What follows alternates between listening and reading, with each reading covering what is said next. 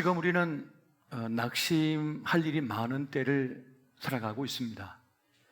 국어 사전에 보면 이 낙심이라고 하는 말이 바라던 일이 이루어지지 아니하여 마음이 상한 것이다 라고 정의를 내리고 있습니다. 떨어질 마음 심자를 쓰고 있는 이 낙심은 말 그대로 마음이 땅에 떨어진 것이죠. 이렇게 상처 입고 깨진 상태, 이것이 바로 낙심의 마음이 되겠습니다. 시련의 때에 힘겨운 일을 만난 것도 힘든데 우리를 더 괴롭히는 것은 사실 이 낙심하는 마음이 되겠습니다. 사람이 낙심을 하게 되면 낙담을 하게 됩니다. 낙담을 하게 되면 삶의 의미와 가치를 잃게 됩니다. 상실하게 됩니다. 그렇게 되면 사랑하는 일을 포기하게 되고 하던 일을 멈추게 되며 자기 삶을 포기하는 지경에까지 이르는 것을 보게 됩니다. 스티브 블레스 증후군이라고 하는 것이 있습니다. 스티브 블레스 증후군이라고 하는 것이 있는데 이것은 투수가 어느 날 갑자기 이 스트라이크 존에 공을 던지지 못하는 것을 말합니다. 스티브 블레스라고 하는 사람이 있었어요. 이 야구 선수는 대단한 전성기를 보내고 있었습니다. 그런데 어느 날 갑자기 이 스트라이크 존에 공을 던지지 못하게 되는 겁니다. 엉뚱한 곳에 공을 던지는 거예요. 사실은 그의 팀 동료 중에 아주 친했던 사람이 있었습니다. 어떻게 보면 정신적 지주라고 얘기할 만한 동료였는데 그가 어느 날 갑자기 사고로 세상을 떠나게 됩니다. 그 충격 이후에 갑작스럽게 그는 존재의 용기를 잃어버립니다. 공을 던질 수가 없는 것이에요. 그래서 정밀 검사를 몇 차례나 해봅니다. 그리고 정신과 진료를 계속 받습니다. 그러나 회복이 되지 않아서 결국은 야구를 그만두게 되었습니다. 야구뿐만 아니라 골프나 축구나 배구나 체조, 수영 등에도 이와 유사한 현상이 있습니다. 그것을 입스라고 합니다. 이번 도쿄 올림픽 때 미국 체조 선수 가운데 올린 보그라고 하는 여자 기계 체조 1인자가 있습니다. 지난 세계 선수권이나 대회에서 모든 금메달을 싹쓸이했던 선수였습니다. 그런데 이번 도쿄 올림픽 때 중도에 포기를 하고 맙니다. 그래서 사람들은 말합니다. 금메달 따지 못할 것 같으니까 도망친 거 아니냐라고 수많은 비난의 말을 던졌습니다. 그러나 그가 그런 말을 합니다. 나는 아무것도 힘을 낼 수가 없어요. 경기장에 들어설 수도 없습니다. 입수 상황에 처하게 되면 도마 위에 날아오르지만 어떻게 착지할지를 모르게 된답니다. 그러니까 머리가 하얗게 되는 거죠. 그래서 몸을 크게 다치는 사고가 발생하게 된다고 합니다. 비겁해서 두려워서 도망친 것이 아니라 그 몸이 말을 듣지 않는 상태에 이르는 것입니다. 이 블레스 증후군처럼 어느 날 갑자기 늘상 하던 일인데, 늘 갔던 길인데, 늘 감당했던 일인데 감당하지 못하는 상황이 발생할 수 있습니다. 무대 위에 나타나서 사람들을 웃겼던 사람이 한마디도 못할 때가 있습니다. 심장이 쿵쾅거려서 길을 나서지도 못할 때가 있습니다. 어떤 때는 의자에서 일어서지도 못하는 상황이 오기도 합니다. 그렇게 우리 삶에는 갑작스러운 일들이 발생할 때가 있습니다. 이러한 때 우리는 어떻게 해야 할까요? 내 가장 가까운 가족에게 일이 발생했을 때, 우리 공동체 안에 그러한 일이 발생했을 때 어떻게 해야 될까요? 주님께서는 우리에게 위로하라, 위로하라 말씀하십니다. 이사야 40장 1절에 보니까 너희 하나님이 이르시되 너희는 위로하라, 내 백성을 위로하라 라고 말씀합니다. 이때 필요한 것이 무엇입니까? 바로 위로해 줌과 격려하여 줌이라는 것을 말씀하는 것입니다. 위로와 격려라고 하는 것은 힘을 불어넣어 주는 것을 말합니다. 다시 일어설 수 있도록 용기를 불어넣어 주는 것을 말하는 것입니다. 격려라고 하는 영어 단어를 보면 encouragement라고 하는 이 말을 쓰고 있는데, encouragement라고 하는 말에 courage라고 하는 이 말은 용기라고 하는 말이 중간에 들어있는 것을 보게 됩니다. 그러니까 격려라고 하는 것은 우리 안에 다시 용기를, 존재의 용기를 불어넣는 것이라는 것을 말하는 것입니다. 그래서 존 맥스웰 목사는 격려라고 하는 것은 영혼의 산소와 같은 것이다 라고 말을 하고 있습니다. 그래서 사도 바울도 우리가 서로 사랑과 선행을 격려해야 한다, 이렇게 말씀해 주고 있어요. 히브리서 10장 24절 보니까 서로 돌아보아 사랑과 선행을 격려하며 라고 말씀하는 것입니다. 여러분, 성령님의 이름은 파라클레토스입니다. 보혜사라는 뜻입니다. 돕는 자라고 하는 뜻인 것이죠. 그러니까 성령님은 우리를 위로하시고 격려하시는 사역을 하십니다. 무엇을 통해서요? 말씀을 통하여. 말씀의 빛을 우리에게 비춰줌으로 우리로 하여금 다시 용기를 내게 하고 일어서게 만드십니다. 또 누군가 선한 만남을 통하여 누군가를 만나게 하심으로 그를 통하여 다시 위로 얻고 용기를 얻도록 하시는 사역을 성령께서 하시는 것입니다. 그렇게 말씀을 만나고 누군가를 만남을 통하여 이제 내 고난의 현실, 내 절망의 상태를 바라보던 그 시선이 이제 하나님을 바라보게 된다는 사실입니다. 이것이 바로 성령 하나님께서 우리를 살리시기 위하여 행하신 일입니다. 그렇게 위경 속에 처해졌던 다윗은 그 절망의 순간에 하나님을 바라봅니다. 시편 70편 1절에 보니까 하나님이여 나를 건지소서, 여호와여 속히 나를 도우소서라며 하나님을 바라보며 부르짖는 것을 보게 됩니다. 이것이 그를 살려내 버렸어요. 그 고난의 때를 견디게 만들었고 버티게 만들었던 것입니다. 한번 따라해 보십시오. 하나님이여 나를 건지소서, 하나님이여 나를 도우소서. 고난과 절망의 현실 속에서 세상을 바라보는 것이 아니라, 사람을 바라보는 것이 아니라, 내 절망의 상태를 바라보는 것이 아니라 주님을 바라볼 때에 살아날 수 있다고 하는 사실을 오늘 성경은 우리에게 말씀해 주고 있는 것입니다. 또 한 가지는 우리의 소명은 하나님께서 절망 속에 있는 그를 포기하지 않으시도록 기도하는 사명이 있다고 하는 사실입니다. 이사야 6장 62장 6절 7절 말씀을 같이 한번 보겠습니다. 시작. 예루살렘이여 내가 너의 성벽 위에 파수꾼을 세우고 그들로 하여금 주야로 계속 잠잠하지 않게 하였느니라. 너희 여호와로 기억하시게 하는 자들아 너희는 쉬지 말며 또 여호와께서 예루살렘을 세워 세상에서 찬송을 받게 하시기까지 그로 쉬지 못하시게 하라.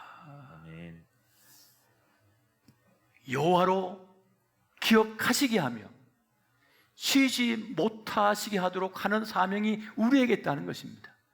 주님 그를 잊지 마소서, 그를 기억하소서, 그를 일으켜 세워주옵소서라고 하는 그 간절한 기도, 그 구함, 바로 그 중보기도의 사명이 또한 우리에게 있다는 것입니다. 여러분, 살다 보면 누구나 낙심의 자리에 처할 때가 있습니다. 낙심은 영적 침체로 다가옵니다. 우울감으로 다가옵니다. 좌절감으로, 여러 가지 모습으로 우리에게 찾아오게 됩니다. 성경을 보면 위대한 인물들이 참 많이 있습니다만 그들도 예외가 아니었습니다. 위대한 지도자였던 모세도, 선지자였던 엘리야도, 요나도 절망의 자리에 던져져서 낙심을 경험했습니다. 차라리 나를 죽여 주십시오라고 했던 이들이 바로 그들이었습니다.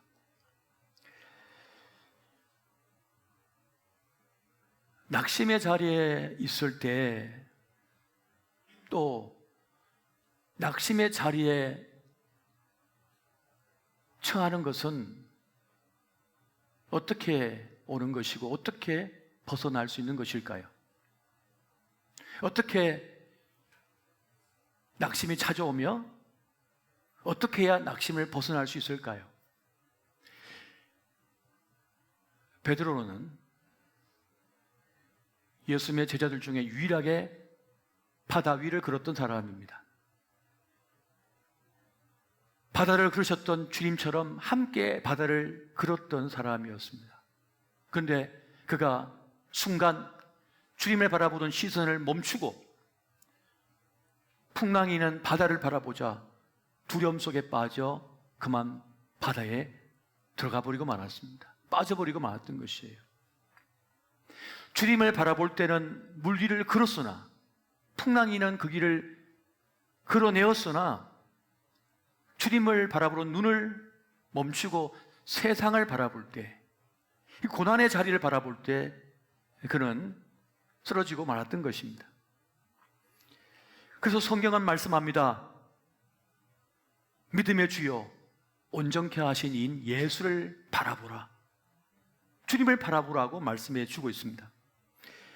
여러분, 고난만 바라볼 때, 실패한 자리만 바라볼 때, 결과만 바라볼 때, 세상만 바라볼 때 우리는 낙심할 수밖에 없고 절망할 수밖에 없는 것입니다. 믿음의 깊이는 어떠한 상황에서라도 주님을 바라보는 시선을 놓치지 않는 것입니다. 할렐루야. 어떠한 형편과 어떤 상황에 있다 할지라도 주님을 바라보는 그 시선을 놓치지 않으시기를 예수 이름으로 축원드립니다. 여러분, 믿음의 눈으로 주님을 바라볼 때 우리의 영적인 눈이 열립니다. 그래서 눈에 보이지 않던 주님의 손길이 느껴집니다. 모든 것을 합력하여 선을 이루시는 그 하나님의 일하심을 깨닫게 됩니다. 내 생각대로, 내 계획대로 되지 않았지만은 하나님의 뜻대로 이루어져 가고 있음을 알게 됩니다. 그래서 그 열패감에서, 실망감에서 벗어날 수가 있게 되어지는 것입니다. 내가 다 망쳐놓았어요. 내가 실수한 거예요. 하지만 악이라도 선으로 바꾸어 내시는 하나님의 일하심을 깨닫게 되고 보게 될 때 우리는 낙심을 이길 수가 있다는 것입니다. 여러분, 시편 37편 5절 6절 말씀 같이 한번 보겠습니다. 시작. 내 길을 여호와께 맡기라. 그를 의지하면 그가 이루시고 내 의를 빛같이 나타내시며 내 공의를 정오의 빛같이 하시리로다. 아멘. 아멘이십니까? 주님께 맡기십시오. 주님께 맡기면 지금은 보이지 않아요. 어떻게 이뤄갈지 알 길이 없어요. 하지만 하나님께서 손대시면 오묘한 섭리 가운데 그 인생의 길을 열어가시고 인도하십니다. 지금 당장은 죽을 것 같아요. 끝장난 것 같아요. 그런데 그 자리에서 소망의 빛을 비춰주시고 새로운 살 길을 열어내시는 분이 하나님이십니다. 여러분, 그렇게 우리는 주님을 바라보아야 하며 주님께 나올 수 있어야 되고 맡길 수가 있어야 되는데, 그 주님을 바라보고 맡기고 의지하는 자리가 바로 예배의 자리입니다. 여러분, 예배의 자리는 세상을 향하여 달려가던 발걸음 멈추고 주님께 나와 주님께 내 인생을 맡기는 시간입니다. 맡겨야만 참된 안식을 누릴 수가 있는 것입니다. 세상을 벗어나 은혜의 보좌 앞에 나와 주님께 나를 맡기는 그 자리가 예배의 자리요, 그 예배의 자리를 통하여 우리는 다시 살아날 존재의 용기를 얻으며 살 힘을 얻게 되는 것입니다. 그래서 사단은 예배를 방해합니다. 예배를 허무하게 만들어버려요. 예배를 의미 없는 것으로 느끼게 만들어버립니다. 하나님의 은총의 빛 아래에 나아가야 되는데 그 은총의 빛 아래에 나아가지 못하게 방해를 해요. 여러분, 우리는 예배의 자리에서 복음의 빛, 말씀의 빛을 받게 됩니다. 그 빛이 무슨 의미가 있겠나 생각할 수 있어요. 그러나 여러분, 한번 곰곰이 생각해 보십시오. 우리는 풀을 아무리 먹어도 별 영향이 없습니다만 풀을 먹는 소나 하마는 그 풀새끼만 먹는데 몸이 산더미같이 커져요. 근육이 단단해요. 어떻게 가능합니까? 햇빛이 그 풀을 비추고 채소를 비출 때 그것이 영양 가득한 것으로 바뀌어지게 됩니다. 그리고 동물들은 그것을 영양가 있는 것을 만들어내는 효소가 몸 안에 있어요. 어떻게 먹고 사나 싶은데 그렇게 만들어버립니다. 하나님의 섭리가 있다는 것입니다. 그것처럼 우리가 주님의 은총의 빛 아래, 복음의 빛 아래, 말씀의 빛 아래 나아가면 그 빛을 비출 때에 우리가 살아나는 역사를 경험하게 되는 것입니다. 할렐루야. 고린도후서 4장 4절 말씀 보면 이렇게 말씀합니다. 그중에 이 세상의 신이 믿지 않은 자들의 마음을 혼미하게 하여 그리스도의 영광의 복음의 광채가 비치지 못하게 함이니, 사단은 우리가 살아나는 것을 원치 않기 때문에 그 복음의 빛, 복음의 광채가 비치지 못하도록 방해를 합니다. 그래서 예배 자리에 못 나가게 막아버리는 거예요. 여러분, 예배를 통해서 무슨 일이 일어나게 되는 것일까요? 그 복음의 빛, 말씀 빛이 비춰지게 되면 그 말씀은 살리는 영이기 때문에 영혼을 가진 인간을 살려내게 되는 것입니다. 요한복음 6장 63절 말씀 같이 보겠습니다. 시작. 살리는 것은 영이니 육은 무익하니라. 내가 너희에게 이런 말은 영이요 생명이라. 아멘. 살리는 것은 영이니, 여러분, 몸이 근육 덩어리라 할지라도, 내 뱃속에다가 온갖 영양가 있는 걸 아무리 섭취시켰다 할지라도 낙심에 빠지면 무너져 버립니다. 그냥 끝나는 거예요. 이 심령이 병들어 무너지면 아무 소용 없어지는 겁니다. 아무리 예뻤어도, 아무리 똑똑했어도, 아무리 큰 업적을 가졌더라도 마음이 무너지면 끝인 거예요. 그 영혼이 무너지면 끝입니다. 그런데 살리는 것은 영이니 말씀의 빛이 비춰지게 되면 우리 영혼이 살아나는 것을 경험하게 됩니다. 살아내게 되는 것입니다. 여러분, 존 데이비슨 록펠러라고 하는 사람을 잘 아실 겁니다. 록펠러는 세계 최고로 성공한 부자였습니다. 33세에 백만장자였고 43세에 미국 최고의 부자였으며 53세에 세계 최고 부자로 등극했습니다. 당시의 재산이 하나로 498조 원이었어요. 그 시대에. 그런데 사업가로 대성공 거두었지만 그런 사악한 자본가다, 냉혈한이다라고 하는 그런 비난을 받고 있었습니다. 그리고 50대 중반에 갑작스럽게 큰 질병에 듭니다. 알로피시라고 하는 병에 걸려서 소화를 시킬 수가 없어요. 밥을 먹을 수가 없어요. 잠을 잘 수가 없어요. 몸에 있는 모든 털이 빠져버려요. 그리고 근육이 위축되면서 점점 쪼그라 들어갔습니다. 그때 그의 영적 지도자였던 프레드릭 게이츠 목사가 찾아와서 그렇게 말합니다. 돈의 눈덩이에 가족이 깔려 죽지 않고자 한다면 제단을 세워서 불우한 이들, 국가가 감당하지 못한 형편 속에 있는 이 사회적 부조리 때문에 고통받는 이들을 돌보라 라고 하는 메시지를 줍니다.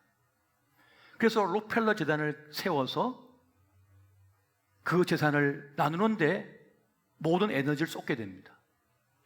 얼마나 큰 부자였는지 그냥 가만히 앉아 있어도 하루에 재산이 수백 그냥 조금씩 일어나는 거예요. 끝도 없이 일어나는 겁니다. 그래서 재단을 세워서 록펠러 재단을 세웠을 뿐만 아니라 센터와 도서관, 고원, 교회, 미국뿐만 아니라 제3세계에도 계속해서 그것을 설립했습니다. 그런데 놀랍게도 그에게 기적이 일어납니다. 54세에 죽는다던 그 사람이 98세까지 살게 되었습니다. 여러분, 복음의 빛은, 말씀의 빛은 사람의 마음을 바꾸어 버립니다. 생각을 바꾸고 삶을 바꾸어 버립니다. 그리고 그것이 그를 살려냅니다. 이것이 하나님께서 행하시는 방식이에요. 행하시는 일입니다. 하나님께서는 낙심에 빠진 우리를 그렇게 예배의 자리, 말씀의 자리, 기도의 자리, 영적인 자리를 통하여 주의 광명빛을 비춰주심으로 살려내듯 지금 상처 있고 주저앉은 그들을 살려내기를 원하십니다. 그리고 그 일에 우리가 함께 하기를 원하십니다. 갈라디아서 6장 2절 보니까 이렇게 말씀합니다. 너희가 짐을 서로 지라. 그리하면 그리스도의 법을 성취하리라. 한번 따라해 보십시오. 짐을 서로 지라. 그리하여 그리스도의 법을 성취하라. 그리스도의 법이 뭡니까? 십자가 짐을 통하여 생명을 살려내는 것입니다. 그건 사랑의 법입니다. 우리가 누군가의 짐을 서로 무거운 짐을 지고 쓰러진 그들을 그 짐을 가벼이 들어주고 함께 할 때 그도 살지만 나도 사는 거예요. 나도 사는 거예요. 이것이 하나님의 방식이에요. 나만 사는 것이 아니라 나도 힘겹지만 누군가를 끌어내어 줄 때 나도 같이 사는 것, 이것이 하나님의 방식입니다. 어떤 분들은 아프간 난민들이 진천에 오니까 이제 큰일 났다고 우리 세금으로 다 백신 주사하고 먹을 거 주고 직장 주고 집 주고 할 거 아니냐, 다 우리 세금 아니냐, 손해 아니냐, 저렇게 테러하면 어떻게 하냐 라고 염려하며 배척하는 마음을 가진 분도 있을 것입니다. 그런데 그것은 그리스도의 법이 아닙니다. 우리 또한 오래전에 다 난민이었습니다. 난민 아니었던 일이 없습니다. 그래서 주님께서 말씀합니다. 너희가 나그네였던 때를 기억하라. 고아와 가부와 나그네를 대접하라. 내가 갚아주리라. 주님께서 말씀하셨습니다. 여러분, 낙심을 이기고 싶으십니까? 그렇다면 그리스도의 법을 성취하시고 주의 부르심 앞에 나아가십시오. 그 선한 일을 행할 때에 머지않아 그 열매를 거두게 될 것인데, 그 열매는 그도 살리고 나도 사는 그 역사를 누리게 된다는 것입니다. 할렐루야. 그렇게 주의 부르심 앞에 나아가 낙심을 이기고 또 나도 살고 또 누군가도 살려내는 그 은혜의 사람 되시기를 예수 이름으로 축원드립니다.